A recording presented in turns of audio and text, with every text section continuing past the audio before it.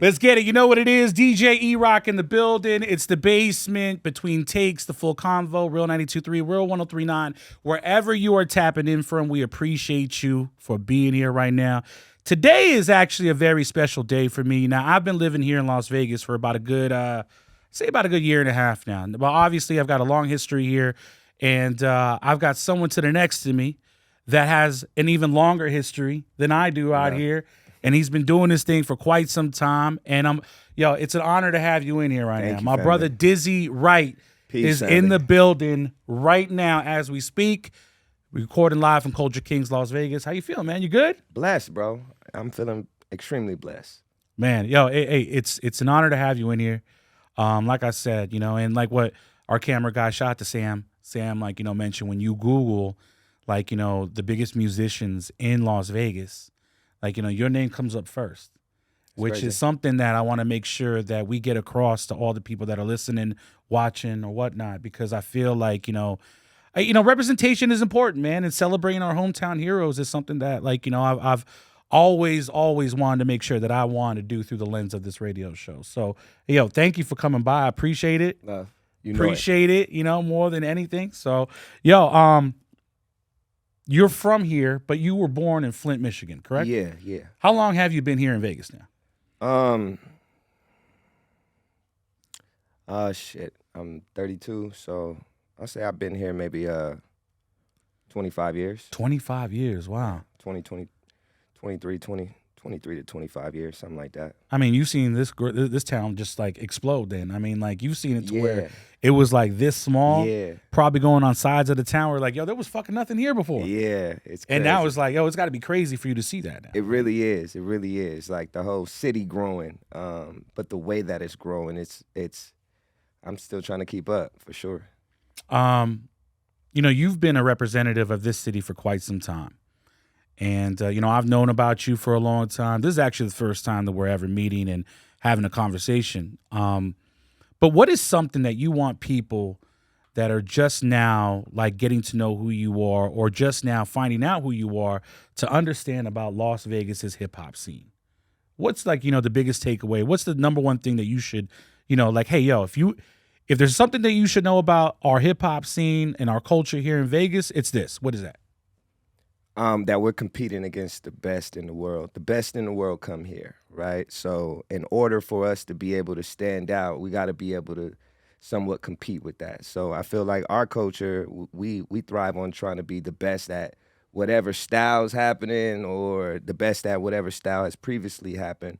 And I think that a lot of artists out here that really stay true to their craft, they shine, and they get to go out and go to the Strip and open up for other artists, and they get to compete with them, and then they get to take that back and do their own thing. It's a little more challenging, but we do get to see a lot of the best talent in the world. No, absolutely. It's for me living here, it's incredible to know that it's a balance of everything. Like you can have literally you can see some of the most up and coming acts in downtown or something like that, and you can go to the Strip and see some of the biggest acts that you hear all over the country, see all over TV. It's crazy, man. It's crazy. Now you were a part of the XXL freshman class in 2013. Yeah. Obviously you've seen a lot since then. What are some of the things that you see yourself doing today that you would never even imagine that when you got on that cover back then? TikTok. It's true though. Yeah, I think all of social media, being an independent artist now, kind of forced us to really have to do the social media thing to be noticed, to be seen. So you still got to play the game. Back then, you could hit the streets with 1,000 CDs and really get off. Poster boards and have stickers, an impact. T-shirts, you know what I'm saying? And now you have to convince people to pull out a device and go to something and type you up, and it seems easier, but it's not as easy as the grind used to feel. So I would just think all the social media that I do, I think back then there was a level of just realness. You didn't really have to do too much on the internet.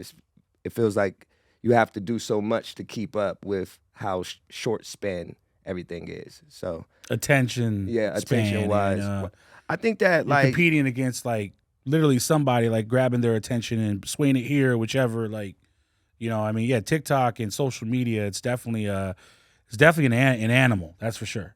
yeah, I mean people have mastered the craft, which I don't. Mastering anything, takes some time. So Hmm. people that have mastered social media maybe haven't mastered the hustle of music. So they master a different version of it, but it's a lot different than what I was doing when I came in. So 12 years ago or whatever, like it was just a lot different. Absolutely. Um, touring is obviously something that you really, really, really get down with. Yeah. I noticed that you hit the road pretty often. Um, how are your shows out of town compared to your shows here back at home? That's interesting. Cause my show's out of town, and it just depends on where I'm at. Yeah. You know what I mean? But the shows out of town sometimes are a little more turned up than the shows in town. And I think with Vegas, the city, that's why I like what's happening with the sports and the residencies. It's creating culture, culture for us to cling on to. You know what I mean, and be proud of. And I think that like for the longest, I wanted to be a representation of what I thought was real music and Hmm. hip hop. But I couldn't compete with the shock value. And I know that a lot of people look for shock value in order to get down with it. So I think a lot of people give me my flowers or they show love or things like that. But, because of the city that we're in, sometimes it is hard to compete and get people into one place to be able to even tap into what you got going on. So that's why the residency that we just did was really cool because we were able to finally create that environment. And it made me feel like the city was starting to really realize what I've been bringing to the table all this time. Let's talk about that residency real quick. What is it exactly? Where can people see it? Where can people go? Yo, so the residency, it's an idea that I got from the artist La Russell. Uh, Shout out to Russell, Bay shout out, Area, right there. yeah, shout out La Russell. I've been looking for a way to be inspired in this social media time. It's been real hard for somebody like me who I don't look for shock value and I don't get out there and I don't be trying to do nothing to get people to listen to my music except present the music. So finding an artist like that inspired me in a way to want to work the content and want to work everything a certain way. I was also inspired by what he was doing for his fans, and I always felt like I had fans that I could do that for. But You definitely do, my man. yeah, You definitely do. I just don't think that I had a chance. I tried to funnel them through something to rock with me. So because I was with a label, I kind of funneled all my fans through a label instead of having them rock with me directly. And I had to learn that as I got older. You know what I'm saying? It's not a bad thing. It's a good thing to learn from it. But to be able to catch it and try to revamp and make changes was the residency to me. So we allow fans to pay whatever they can afford, from like I started at $4.20 on some stoner shit. But That's dope, though. you could pay up to $60, which was my way of kind of paying homage to Nip, because Nip was the first person to do the Proud to Pay. And then La Russell took it and took it to something else. And I wanted to keep that energy going in my own way without feeling like I wasn't trying to be anybody. But shine light on my music. I think that people really, because I'm an album artist, I think that they missed a lot, because I didn't spend a lot of time just focusing on one single or trying to get people to know me for one record. I wanted them to know me for dropping good projects. For sure. Now, you mentioned Proud to Pay. That's the title of this residency, correct? Yeah. And I saw on social media recently that you announced that something to the effect of, "Hey, I funded this whole entire thing out of my own pockets." Can you expand on that a little bit? Exactly, like why? What was the inspiration behind that? You obviously brought Nipsey Hussle, like late great R.I.P. How he did his Proud to Pay concept back then, but what was one thing that really pushed you to do it? the response that we got here in Vegas. Mm-hmm. You know, I've been doing shows for a long time. But the way that I came in a touring artist, but I came in on a label that was, you know, we were turned up. So there was an approach that I took towards performing and rocking the crowd. So I would kind of stray away from my slower, more deep records on stage and lean on the records that were a little more turned up and a little more, you know, turned up, like, you know what I'm saying? So I could compete with the people on my label because they rocking the show, you know? So to slow the show down would have been a weird thing. So the residency was my first time to be able to do that, you know, to be able to just choose the records that I haven't really been performing and records that I strayed away from, you know, because maybe I wasn't confident enough to slow it down and do it on my own like that. But the live band really brings something out of that music that I think the fans felt when they heard it. So I think the experience it live made it dope. And you're taking this on the road, correct? Yeah, so It's here in Vegas, but where else are you hitting? California, Denver, Phoenix, and Seattle. Those are the first 4 shows. Because what I did is I went out and I got the venues, right? Like, you know, there's some money out there for me. You know, I appreciate the promoters that be booking me for show, you know, and they know that, you know, I could come and put on a good show, and I'm appreciative, you know, but some of them are looking at, you know, a version of me and not the whole thing. Mm-hmm. You know what I'm saying? And I'm looking at the whole thing. So when I'm out there and I'm only doing a version of what I bring to the table, I'm never really satisfied. I always want more. I always want to, you know, revamp and do it better. But, you know, I want to show people the whole picture. You know what I'm saying? So they could be like, oh, okay, we love this. You know, I want to give you a chance to love the whole version of it. For sure. And so you have 110% control Yeah. of everything Yeah. that goes on in this venue, from what time you hit the stage to the songs that you're performing, as you just said, to the merch that you're putting out, everything, all that is literally curated by yourself. Yeah. And the pricing. So for the And that's a very important component right there. Is the pricing. Well, so what I'm trying to build an experience with the people that really rock with me, an intimate experience, right? So my plan is we're not gonna really worry about the numbers, you know. So it's I want you to be proud to support the artists that you rock with. If I happen to be one of them artists and you got it, I'll absolutely take the support because I am funding everything, and you know, band members got to be paid, and flights got to happen, and sprinters got to be rented, and venues got to be rented, and merch got to be paid for, and all these different things. But as long as they support me, I could support everything, right? Like, I'm just doing the head start so I can show them what they're gonna be supporting, show them what because Vegas got to see it. You know, I feel like for a long time I'll be riding around the city. I get spotted everywhere I go, you know, but people would be like, yo, you got any new music coming?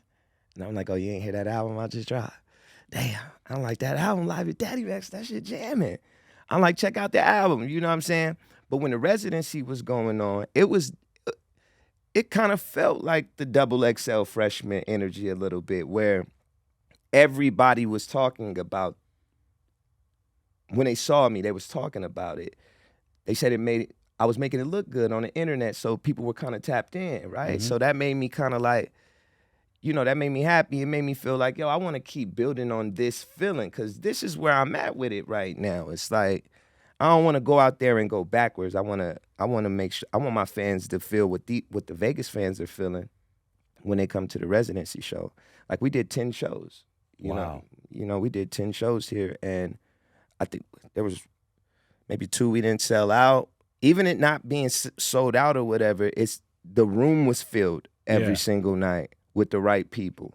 No, and that's a tough thing to do. Yeah, no issues. It's a tough thing to do, you know. But when your people support you, yeah, and they come out and they come out in numbers. You get some big security guards to come and stand around. You know what I'm saying? You know, everybody know what they say. You know what I'm saying? So I wanted to make sure that it was just a dope, cool environment for the city, and let the city know that this is Vegas hip hop. This is what's been happening. Mm-hmm. And now the residency is bigger than just me taking it on the road, right? This is me taking a group of Vegas musicians on the road. This is something I've never done. So I'm bringing, it's not just about the raps no more. I used to just pop up and give them the rap show. I started giving them the drums, you know. It's not the first time that I've taken Vegas musicians on the road, but it's the first time that we've done it like this, you know, with this type of intent. So Who are some other acts that you're bringing on the road with you that are from here in Vegas? I'm definitely bringing Reezy.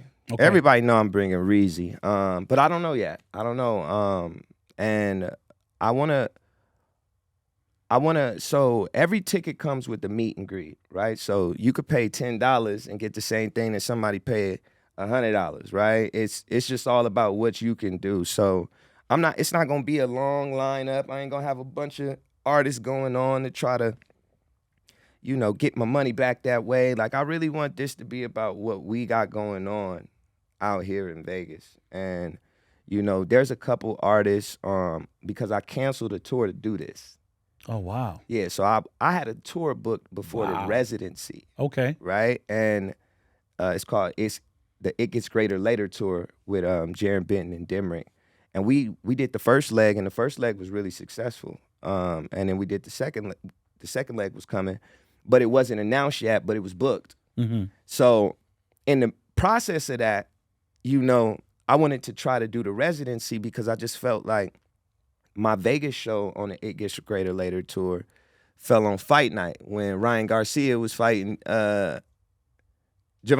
Yeah. Yeah, and I was like, I mean, there's so many fights out here. You're like, bruh, but you competing with the fights, everything. You Yeah. know, my brother like, man, y'all gonna have to fight. You know what I'm saying? I'm like, we family, man. I'm performing. Nah, but it's like, so I won't book shows on fight night because I'm from here too. Shit, I'm watching that fight too. What the fuck? I'm not playing with fight night. Like, but they be announcing after I be announcing. I be pissed, right? man. But I felt like my show didn't really have the impact that I thought it would have had if the fight wasn't going on. Mm-hmm. So, and that doesn't, I'm never tripping about that because that's our culture. You feel me? We only get so much, you know It's what true. I'm saying? So boxing is one of the things that we all like celebrate and lean on. So the residency really was to try to run that back and like really show the city what I've been doing. Cause I'm like, we went through a pandemic. I feel like I'm getting lost in the sauce out here a little bit. Like, we went in the pandemic. Y'all see me, but y'all don't see me. You know what I'm saying? It's like, so I didn't want to just become somebody that didn't seem accessible. And I think the residency boosted up that feeling a whole lot. That's dope. Now, I've been doing my thing out here for about a good 15 years. And, you know, I moved out here about a year and a half ago.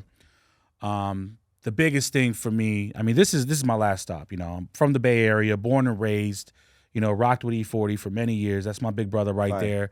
You know, went to LA for about a good 6.5, 7 years. You know, was on the radio out there, both stations, still on Real 92.3. But when I came here, I felt like there was like a lot of opportunity to not only help create culture, but help amplify that culture also. Yeah. With me having like, you know, a radio show that is on in LA, that is on here in Vegas, that is on in San Francisco, you know. And I want to ask you, like, how do you feel about, because, you know, I want to root my show here. 100%. This is where it's at. It's going to be a Las Vegas rooted show moving forward. Fire. But how do you feel like, you know, how local radio is out here in general? And if they should support you even more, if they have supported you back in the day, or, I mean, are there changes that need to be made? Like, how do you feel about local radio out here right now? It's, for me, it's not even really like local radio. I think it's just radio in general for me. I would just like to hear more variety, just more variety. Life can be a party, but, you know, life ain't always a party. You know, we have real conversations and Just like this right here. yeah, real moments, and there's music for all kind of moods. You know what I'm saying? And hip hop doesn't have to just be one way of doing it. There's a bunch of ways. It doesn't have to always be over sexualized, or it doesn't have to always be about killing each other or nothing like that. And I don't want to come off as like one of them old niggas that be hating, right? But I just would like to see more variety in radio and in the music industry, period. I don't know why it seems like the labels are going and getting the same artists over and over when there's so many.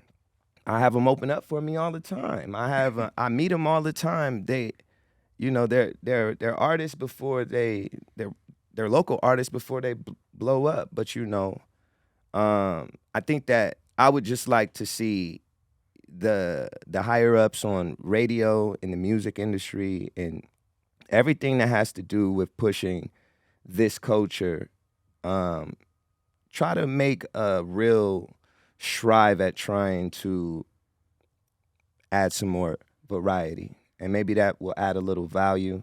And maybe the radio will be cool. It'll be, and so if the radio stations out here, and maybe it's the local radios adding variety of their local artists that are really talented, right? And maybe someone like yourself. You know what I mean? Hey, I want to make sure you get your flowers. That's the reason why we're doing this conversation. You know what I mean? When we were off air, we talked about it that, hey, when you search Las Vegas musician, you are that top result. That's crazy. That's crazy. I mean, if people want to talk, if they want to take it to being a numbers thing, I mean, it doesn't get more numbers than that. Word. You know what I mean? At the same time, you're filling your shows, you're touring, you have, a consistent amount of fans constantly supporting you. You know what I mean? So I guess what I wanted to get out of that question was how can we be better at not only celebrating our culture here locally in Vegas, but also our hometown heroes like yourself? Just tap in. Just like this. This is perfect, man. Just tap into the ones that this is not the last time we're tapping in. Yeah, that's what I'm saying. No, it sure won't be. I'm gonna be here because this studio crazy. But I would just say just tap in, man. I think that people have platforms and good things going on.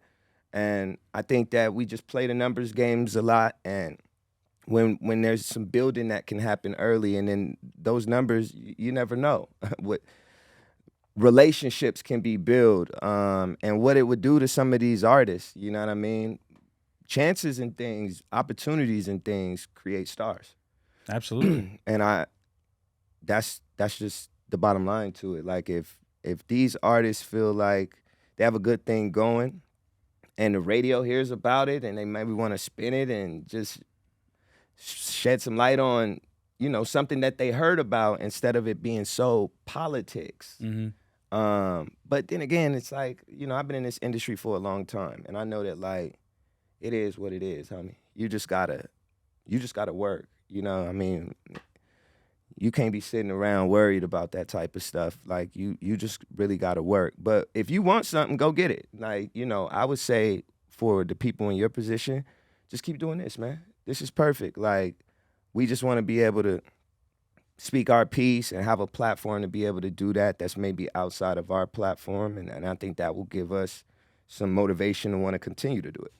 No, absolutely. Like I said, I've been out here for quite some time, but it took me some time. I've been doing the show out of here for about a good I'd say, good year or so.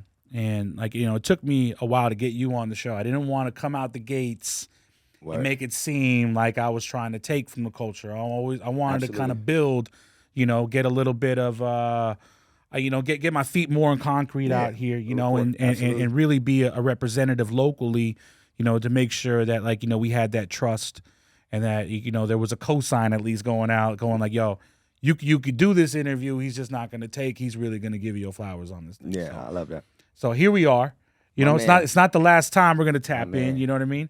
Let's talk about some new music that you got out right now. I'm Okay. It's a big vibe right there. Thank you, man. It's a little different from what I normally do, but it's still, I took the same approach with the writing as I do everything else. So it's not like I, tried to go out and work with somebody different and they wrote me some hook for me to try something different. This is just a representation of my growth and the musician that I believe I am. Mm-hmm.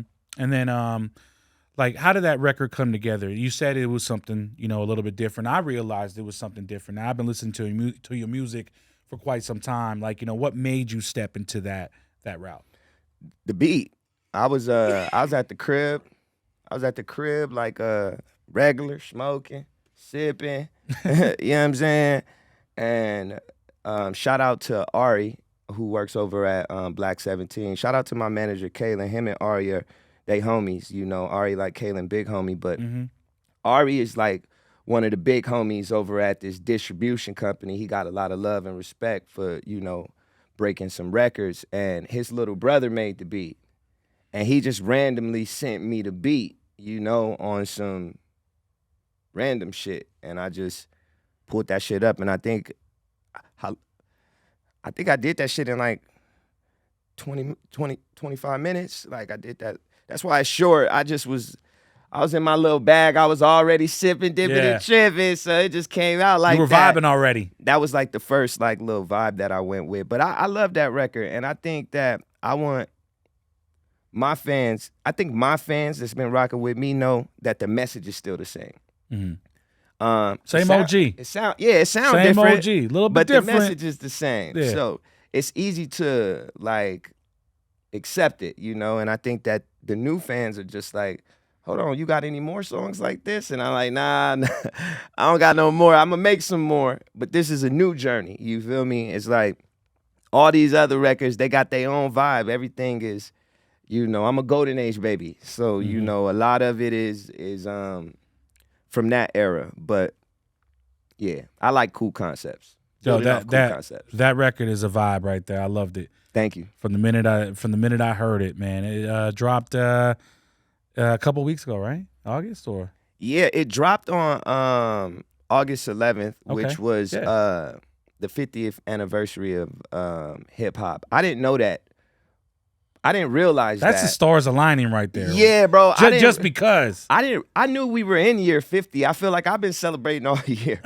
You know what I'm saying? I've been celebrating all year because it's like, that's why I've been kind of on my 70s style, and I've been kind of like, you know, just paying homage to the culture that birthed all this. You know what I mean? And it's like, we should be proud of every single level of the 50 years and not just what's going on now or what was going on in the 2000s, but all 50, we should be inspired and proud of what we've been able to accomplish, and we should want to get back to the value in that. Having something that you can be proud of, that's something that you take serious, and you're not gonna let nobody play with it, right? Like, I'm not gonna let you come in here and just play with it while I'm giving this shit my I'm gonna make sure it looks like you're not on this level, right? Like, and I think that there should be that type of hostility towards wanting hip hop to have value. For sure. You mentioned, you know, that what was it? It takes what, $4.20 to get into one of your shows. Like, you know, you have a price out like that on some stoner shit. Now, I'm gonna assume that you definitely, like, you know, that you smoke. Oh yeah. Correct? Yeah. Okay. So I'm hearing that you have your own strain out right now. Yeah. Or multiple strains. Can we talk about that? Yeah. Like, and like, how'd you get into that side of the business, like, you know, as well? Yeah, so my first album was called Smoke Out Conversations, right? I dropped that on 420 in 2012. And when I did that, I was kind of like on the spiritual stoner stuff, like more than the like party stoner stuff. But it was all one big family, you know? So the cannabis cups, the weed events, everything back in those times they were growing, and it was like fascinating to me. And I wanted to be a part of it early, way back then. I didn't know that it was getting so, shit, I got all my weed in a little bag. I ain't know it. I ain't know it. I had never been in a dispensary before. You know what I'm saying? I remember walking in my first dispensary like, it's only weed in here? I was like, this is fucking crazy, right? Like, but it's so normal now. But especially here in Nevada. Yeah. Especially here in Nevada. Yeah. A lot of places in the world, though, that when I first went to those places, weed wasn't legal, you know, and now they have dispensaries and shit. So it's interesting, but I done got away from my damn point. My apologies. Oh, you're good. What'd you ask me? Oh, weed. Yeah. Dizzy OG. So for those that don't know, my first strain, Dizzy OG, came out in 2014 in LA, cultivated by Crown OG. And Shout out to Crown OG one time. yeah, and Dizzy OG, we're about to celebrate our 10-year anniversary of having that strain. Wow. That's been going hard in LA ever since. Before weed was legal in Vegas, I was trying to figure out, like, I'm like, man, I got my strain in Cali. I gotta have a strain in Vegas. It's Vegas, right?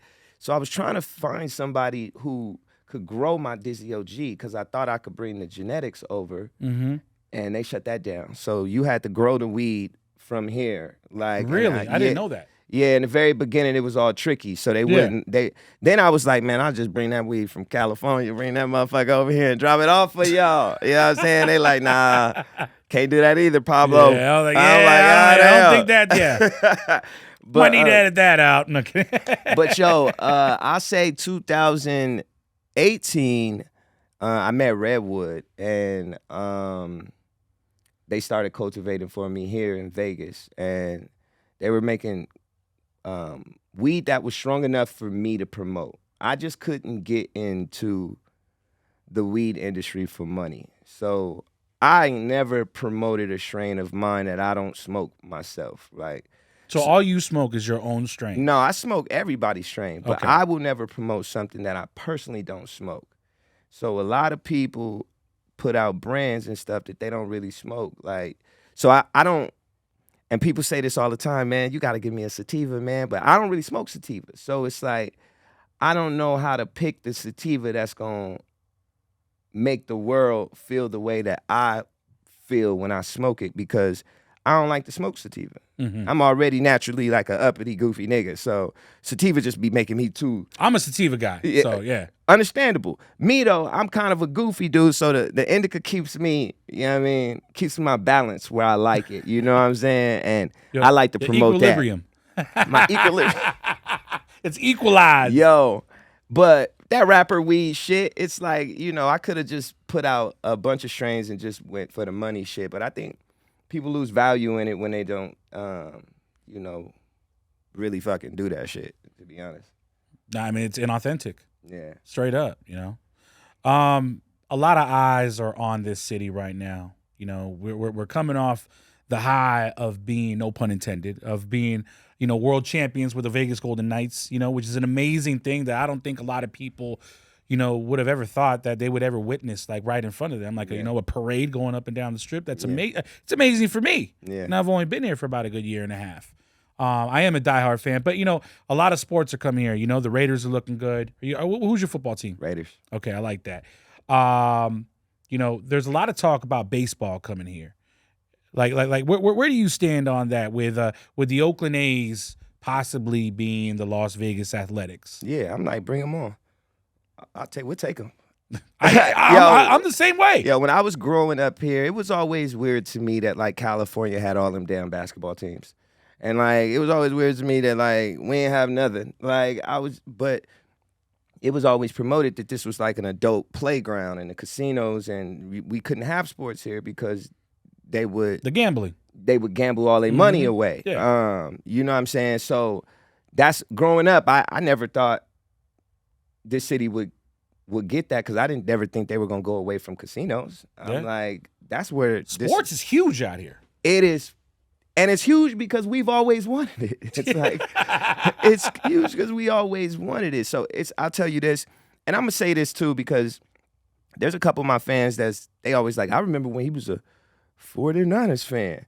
I want to tell my fans something, that when Colin Kaepernick was released from the NFL and we decided to boycott as a unit, remember that shit? Yeah. Some of y'all stopped boycotting. I never stopped. Colin Kaepernick never came back to the league. It wasn't until the Raiders was announced that I hadn't watched a football game, and I can't even tell you how long. But when they announced the Raiders coming to Vegas, I was like, hold on now. Hold on now. I've been waiting for this city to have a football team forever. I'm like, this would have been my football team since I was 7 years old. I'm like, I've been waiting. But I had no real attachment to any teams. Like, even in the NBA, my guy was Allen Iverson. So it was like, my team The was only the AI we recognize around Yeah, here. the real AI, man, not the other one. But the real one, that was my guy. But, it's so funny because you ask any real AI fan, it's just like, was you a 76er fan, though? And they'd be like, when he was on I was it. an AI fan. I was never a 76er fan. Yeah, I just never was. We wore the 76ers jerseys, though, when he played for them. But when he left, we left with him.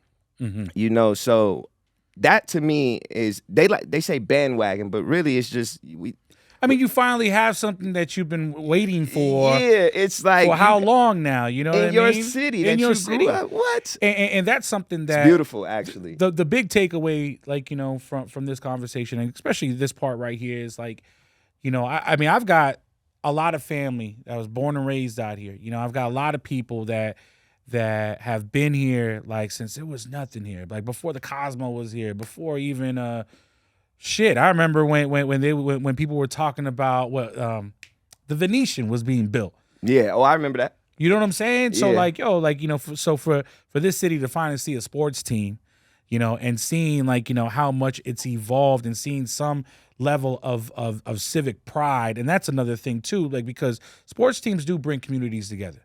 They do bring communities together, especially when they win. Man, look what the Knights have done. They you know really what I mean? do. Like the Knights, I think the Knights did it first. I ain't never watched no hockey. I'm like, I'm over here.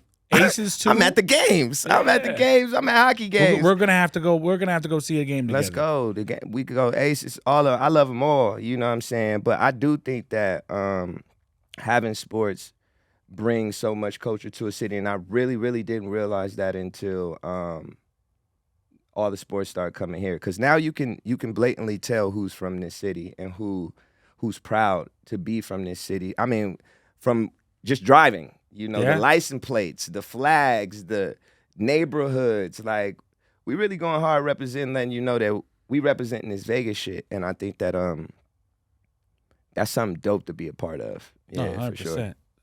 I mean, they're talking about an NBA team Yeah, coming at some point. I need it all. Yeah, we need it all, man. We need it all. All great things to do out here. We with it. Yeah, we want to be champions of everything. So before we're out of here, what's next for you? What do you see yourself doing in the next 5 years or so? Like, what's next for Dizzy Wright? I mean, you've got the Strange, you've got the touring, you've got the music, but what's next? Like, what can we expect from you? That's a great question. You know what I'm saying? I hope it is. I do this for a living. Yeah, that's a great question, because I have to be I have to kind of be like a little like humble about my response, but I would just say, like, consistency. You consistency in multiple fields and not just one. I'm learning that there's more that can be done in different ways, and I went through some rough patches that taught me some things that I feel like is going to help me inspire the next generation to hopefully just do it better than we did it. And I just want to be a part of that, man. I just want to be good energy in your life. You know what I'm saying? You can follow me for the good energy and the consistency and the honesty, and I'll be announcing great shit along the way. Championship Vegas shit along the way. You know what I'm saying? For sure. Well, hey, like I said, man, it took me about a year to get you on the show organically. Yeah. Organically, I want to make sure I say that, because, like I said, I didn't want to be that guy that was on LA radio, that did a show here, had a podcast, and had a radio show that just was just taken from the culture. I didn't want to be the one of those guys that would just coming in and taking and not giving back. Word. And the fact that you are here right now, it's a full circle moment for me, because it makes me feel like, all right, if I got Dizzy Wright on my show right now, I got to be doing something right, no pun intended, but 100%. doing something right with a W. Yeah. You know what I mean? Yeah. But I appreciate you, taking time out of your busy schedule, coming by the show. It's not the last time you're going to be on the show. And I'm going to put it on record right now. Anytime you got music dropping, anytime You got a tour that we Word. need to let the people know about, man. You always got a home here at the basement. We're here right on the strip. Very Incredible. accessible. Incredible. You know what I mean? And we definitely are gonna go watch a Golden Knights game together because that's my shit. My man, 100 grand. Let's do it. All right, that's right. Dizzy Wright in the building. Yo, let them know where they can catch more of you. Where your socials, all that, YouTube. Like, let them know right now. Right on, right Before we on. get out of So Dizzy Hippie is my Instagram. Hippie with a Y. You know what I'm saying? And Dizzy Wright, Wright with a W on everything else. Facebook, YouTube, all the damn platforms. There's so many now. But whatever you follow, whatever you do, you can find me. Type in Dizzy Wright, Wright with a W, or hit me on Instagram. I'm accessible, man. I'm accessible. Spotify, Apple Music, all that. Spotify, Apple Music, Tidal, all the platforms. I even still sell CDs if you got an old school or something where you popping it in. You know what I'm saying? I respect that. I like to do it like that too. I respect that right there. We got you, man. It's all love with me. Let's get it. That's right. Like I said, it's not the last time you're going to see him on the show or hear him on the radio with us. E-Rock's in the building. It's Real 92.3, Real 103.9. It's the basement between takes, the full convo, wherever you're tapping in from. We appreciate y'all. We'll see you next time. Peace.